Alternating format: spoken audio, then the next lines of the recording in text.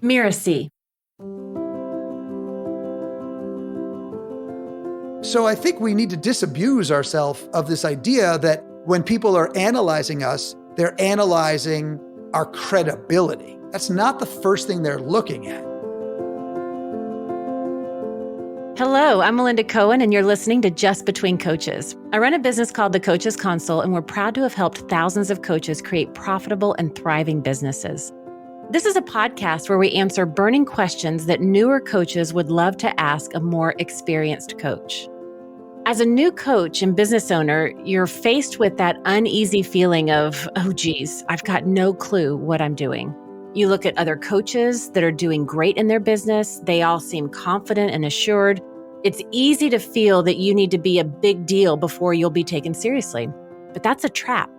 Most of the coaches and entrepreneurs that you admire that are successful in their business, they had very few real bona fide successes before they became famous. So why spend any time comparing your journey to theirs? On the other hand, some folks, they can artificially inflate their credibility and in the back of their minds feel like a fraud. I'm going to talk to somebody today that is well known for coaching others how to show up and speak about yourself and your business in an authentic and engaging way. Today, I've invited Michael Port to the conversation.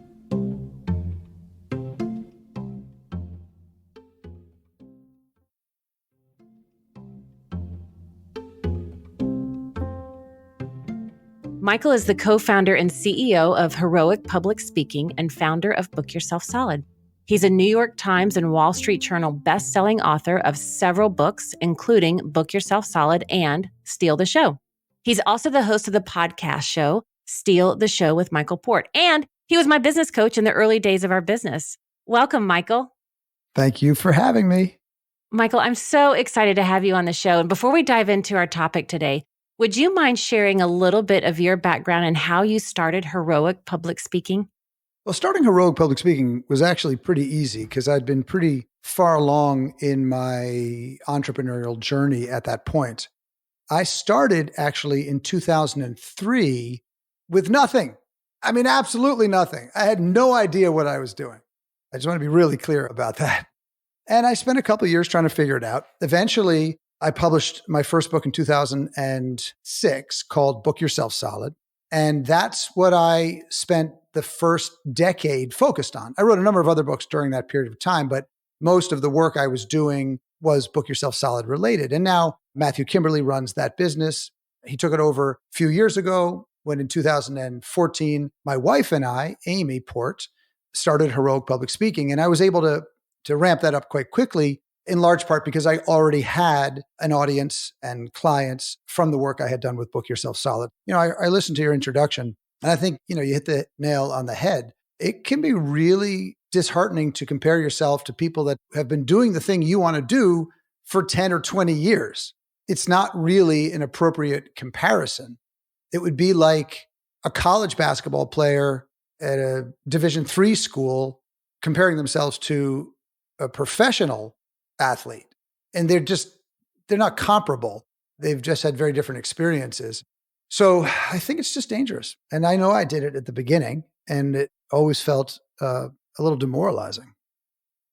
Yeah, you were just saying in your story, you started with nothing, right? I got fired from my job. I'm like, I'd never even wanted to be an entrepreneur. And here I am. I'm like, oh, I am actually going to start my own business. And so how to be perceived as credible, knowledgeable with all the new coaches that we work with at Coaches Console, it's one of the top things that I hear is I want to be credible.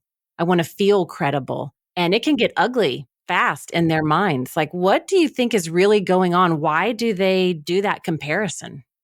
Well, there's a couple of things to consider. I mean, I think there's a lot to unpack here. Focusing on your credibility, I think, is a really big mistake. And I think that it's very common for people when they come into this industry, or maybe many industries, but especially this industry, and focus primarily on trying to build their credibility. And think about it like this. When someone comes out of medical school, they become a resident. They're a medical doctor. Well, they're already a medical doctor by the end of medical school, but then they become a resident and they're a medical professional, and they can treat you. So they're professionals, but they don't have to inflate their credibility because their designation gives them certain credibility. Not as much credibility as an attending, not as much credibility as a chief, but the credibility that someone earns at the point of residency. In our industry, because anybody can hang up a shingle, there's no clear path that one can take. And they say, well, I'm in stage 1. Okay, that's a stage 1 coach. Okay, now they're a stage 2 coach or a stage 3 coach. It just doesn't exist. And so what happens is, I think people start comparing themselves to others to try to figure out where they fit. And it's just a really dangerous proposition because not only can it be demoralizing, as I said before, because you feel like, you can't compare, but also because it's just not a strategy that is effective. Because it's much better to be a great coach than to market yourself as a great coach. And what I see most new coaches marketing themselves as great coaches, but might not yet actually be great coaches. And most of the clients that you earn at most points in your career will in one way, shape, or form be referred to you. I mean, look, at Heroic Public Speaking, 95% of the people who come through our training programs are referred by alumni of Heroic Public Speaking. So we don't need to go out into the world and try to drum up a lot of business because the work is being shared by the people who've experienced the work. And there's a tension between spending time marketing and spending time producing a product or a service that cannot be denied. And I would suggest people err on the side of creating something that really is remarkable, that is a service or a product that truly is special and transformational in some way, and start to bring that out client by client by client by client, even if you've got to give it away for free, until they start talking about it, so that the clients come in organically because other people are talking about the quality of your work. That's generally what I've found to be most effective. And it puts you in a position where you recognize that, oh, this isn't actually about me. Nobody really cares about me. They care about their problems and whether or not I can help solve those problems. And if you can demonstrate that you can help solve those problems and you actually are able to solve those problems, nobody really cares what you did before. They care what you can do for them now. And this is especially true for speakers. When somebody's watching a speaker, nobody's thinking, oh, I wonder what they did on that marketing project they worked on 7 years ago. Nobody cares about what you did before. They care only about that moment you can create for them in the conference hall or the theater or the hotel ballroom or wherever you are. And the same is true for most services that you provide. So I think we need to disabuse ourselves of this idea that when people are analyzing us, they're analyzing our credibility. That's not the first thing they're looking at. And so when you focus your marketing on credibility and look at me and look at how impressive I am, then that's what people are evaluating. And as a result, they'll discount. If you're trying to market yourself as a big deal, if you're not a big deal. But if you are marketing based on the solutions you provide, the transformation that your clients or your students or whatever you call them experience, that's totally different framework for the new prospective client to review. So the first thing they're doing is reviewing the work from their perspective as it relates to the problems they have and the solutions you provide. And then they'll look at, oh, I don't know, who is this person who provides it? It's a much easier approach. And look, it's one of the reasons that I created the Book Yourself Solid system in the first place, because in 2003 and 4, I was just trying to market myself as a coach. Like, I'll help you with whatever you need. I just thought I could help people. I got a few clients here or there. So people would tell other people, you got to talk to this guy, Michael Port. What does he do? I don't really know how to describe it, but he's helpful. That was what I did for the first probably year or so. But then I realized, oh, okay, I need to solve very specific problems and I need a solution to solve those problems. So I created the intellectual property for Book Yourself Solid, which is a protocol for solving specific business problems. And then when people would be exposed to me, they go, oh, I see. You solve these problems with this particular process. Oh, that process looks like it's really interesting. Oh, I love the values and the philosophy that support it. Hey, I think we're kind of aligned there. Well, let me try this process, see how it goes. Oh, it seems to be working. I'll do more of it. Now, who's this guy, Michael Port? You can also think of it a little bit like the difference between building a business and starting a coaching practice. So I didn't realize this until probably just a couple of years ago, but I realized that for the first probably 15 years of my career, I kept building businesses that were based on my skills and talents. Because I always thought, well, in order to legitimately deserve the rewards, the financial rewards of this work, I have to be the one that is delivering it, or it has to be based on something I can do for them. So I feel valuable, and then I'm worth exchanging for money. And I think a lot of coaches do that. So that's why I mentioned it, because I think it relates to this credibility piece. Like, it has to all be about you, the coach. But an entrepreneur who builds a business does not think about them in the equation at all. They think about, what problem am I solving for a particular target market? How am I going to solve that problem? How am I going to operationalize it, scale it, and deliver it? And who am I going to hire to do that work? And then I'm going to go home, and that company hopefully will keep growing, or I'll go start another company. So for the most part, when you're taking advantage of products and services, it's not all about the person who created it. And I think that if coaches thought a little bit less about themselves and more about building a business that was solution-oriented around specific problems that people have, they can certainly be one of the people who delivers it. But especially if they want to grow, they've got to be able to design it in such a way that they don't actually have to be there. But separate from that, even if they don't care about scaling a business and they want to do it themselves for the rest of their lives, it's still much more effective from a marketing perspective and from a morale perspective to focus on marketing product or service that you sell for a specific group of people who have certain problems. Well, let me ask you this. For somebody, a lot of the coaches that we work with, newer coaches that we encounter, you've been talking about how you created that methodology, that framework, the solution that when they followed that process or that experience, they resolve their problems. And a lot of coaches, they don't have that framework. They don't have that. Somebody will hire them as the coach to coach them on a certain topic or subject or area to help resolve challenges and accomplish goals. When somebody doesn't have a framework that is a tangible thing, because I heard this a lot when I was in my coach training programs way back in the day. They're like, it's harder to promote the intangible service of coaching. We need something tangible, like a process or a program or a course or something like that. But if somebody's just offering coaching and it's more that intangible thing, how do they shift from trying to prove their credibility and talk about the solution to the problems? So, yeah, I think you're onto something. I mean, it's what I experienced at the beginning. And I think if you are interested in intellectual property development, then this is a really exciting opportunity for you. If you're not interested in intellectual property development, you have a couple options.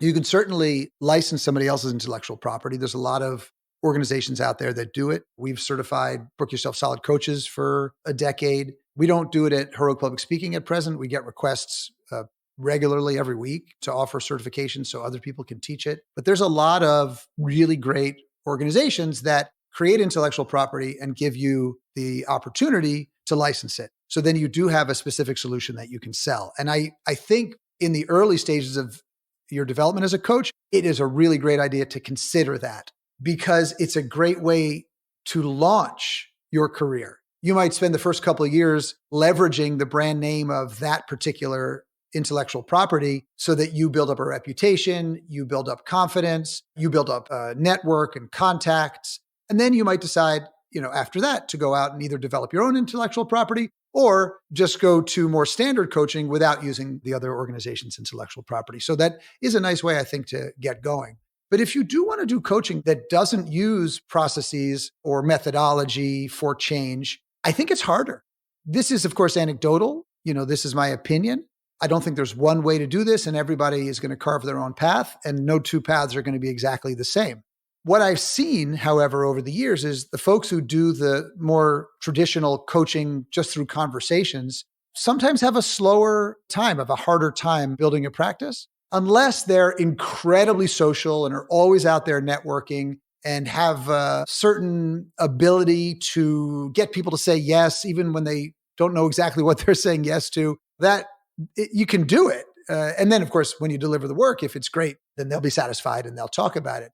Most people who are trying to affect change have some sort of process. And if I'm being really honest about it, when I think about the idea of coaching just being a conversation without any protocol or process from someone who is not trained in how to create change, because if you want to create lasting change for somebody, it takes a little bit more than just having a quick conversation. I guess it goes back to what I'm saying at the beginning. If you're worried about your credibility, I'd say look more into the work you're doing rather than, trying to amplify something in the past that people don't really care about that much. Because if you can get really good at doing the work you're doing, you should feel more confident, and you just need a few clients to start the ball rolling for you. And I don't think it's that hard because it's a small practice. You don't need hundreds and hundreds or thousands of clients. You need a handful of clients. So I always go back to the work at the end of the day. Yeah, what you said earlier, it's not about me. It's about them, their core challenges, and through the tools that I bring to the table, how can I support them to overcome those challenges, to reach the outcomes? It's about them. It's about their experience in the work. And focusing on that, I find that it cultivates the confidence. Even when you're brand new, like you can have confidence in the newness and the nervousness of being new. And, maybe you don't have your first client or you've only had one or two clients. And even in that spot, it's something that I see so many times. One of my friends a couple of years ago got into the coaching space and she's like, oh my gosh, I'm so new. I have to go get this certification. And she rattled off about 3 certifications. I'm like, time out. How long is that going to take you? And she's like, oh, it'll probably be over the next 2.5 years. And I'm like, well, okay. And we just had a conversation about why are you doing that? And I truly believe in training. And I think we have to really hone our skill set. I don't think we can fly by the seat of our pants or take it for granted. And when I got to the core of the conversation, she's like, well, people won't take me seriously if I don't have all these certifications. And it's something that I hear all the time. Anything you do gives you an opportunity to create some sort of change, transformational experience for the betterment of the people who are part of that environment. So yeah, the certification thing is tricky because there's value to some of it. And I wouldn't put too much stock in it in this particular industry. But I always say, look, if something makes you feel better, but it's not slowing you down or interfering with your progression, then do it. Don't say, well, I'm going to be so much better in 7 months. I'll just wait. I'll wait till then. No, we say iterate, get out there, take what you have, use it to the best of your ability, and then keep, moving forward, keep growing. And all of our growth comes from iteration. Iteration. That is it. That's it. I mean, the job of writing is rewriting. The job of speaking is not speaking, it's rehearsing. The job of creating good intellectual property is doing it again and again and again and again. I mean, I wrote 3 different versions of Book Yourself Solid, 3 editions, because I realized something needed to change in the previous edition. Either something was just not helpful and had to go, or just wasn't necessary, so it had to go, or I missed things and I had to add them in. It's all iteration. And to understand that what we are making is never going to be perfect. Mm-hmm. Ever. Yeah. And whatever we have now is the best that we can do for this very moment. And if you think it's not as good as you can do this moment, then just get back at it and make it better. And then it will be as good as you thought it should be. And then you'll work it for a while. And then 6 months later, you're like, okay, this thing needs some work. I got to get back in there and do it again. And if you're not doing that, then you're not moving forward. And so I think that if you keep looking at the product that you deliver in that way, such that it's not just a pleasant conversation with somebody once a week, because that's how I started with coaching, because that's how coaching was in the early 2000s. So they'd pay you for, like 3 or 4 sessions a month, sort of the way in the therapeutic model, you'd meet for an hour or 45 minutes and they'd tell you what was going on. They'd fill you in on what happened since last time. They'd tell you what's going on now. Then you'd ask some questions. Then you'd try to provoke, some change. And then you'd do some action items for next time. And what are you going to do till we see you again? I mean, that was what we did at the beginning because that just seemed like a natural thing to do. But it's not deep work. And it's very different today. And it takes all those iterations to do the best you can with what you have from where you are and be committed to, as I say, constant, never-ending improvement, because in service to the people that we're working with and who's hiring us. And, Michael, I could go on forever on this topic and all kinds of topics with you, but I want to summarize a few things that we've talked about today, because in the topic of building our credibility, I love right off the bat, you're like, focusing on your credibility, big mistake. That it's better to be a great coach than market yourself as a great coach and to focus on the work. And I really like how you pointed out, for those of us in this industry, the vast majority of our clients are going to come to us through referrals because the work speaks for itself as we get out there. And that for us as coaches, especially the newer coaches listening in, to remember it's not about you. The people, they care about their problems and challenges and focus on that. And we have to disabuse ourselves of this idea that when people analyze us, that they're analyzing our credibility, because that's not the case. They're analyzing what's the solution, what's the experience, does it resonate, and moving forward with that and focusing on those elements. And I love really how you distilled it down to kind of the core that triggers this is, I need to feel valuable and I'm worth it so I can have this money exchange. And that's really where we start spinning out of control. But it's not about providing credibility, but instead, you said it so many times, and I don't think we can say it enough, focus on the solution, focus on the problems to those challenges that people have and demonstrate that the solutions work. And I love at the very end how you were talking about all of our growth comes from iteration. Keep doing it and putting yourself out there. Michael, do you have any parting words to add? Yeah. Try to do as much with other people as you can. I think we can do a lot more together than we can alone. And one of the things that was really helpful for me over the years is I just did a lot of partnerships. I partnered with people that had either strengths that I didn't have or access that I didn't have, but I was able to bring something else to that partnership. So I created programs with other coaches, when we figure out an appropriate revenue share based on a whole number of factors. I would reach out to people who were well known and say, hey, listen, can I hold your coffee cup? Meaning, if you have stuff that needs doing, I'll do it for free. I promise I'll never try to take advantage, but I really want to learn and you can get something for free out of me. I'd make a little pitch. And that would work sometimes. And that was pretty cool because otherwise it can be kind of lonely.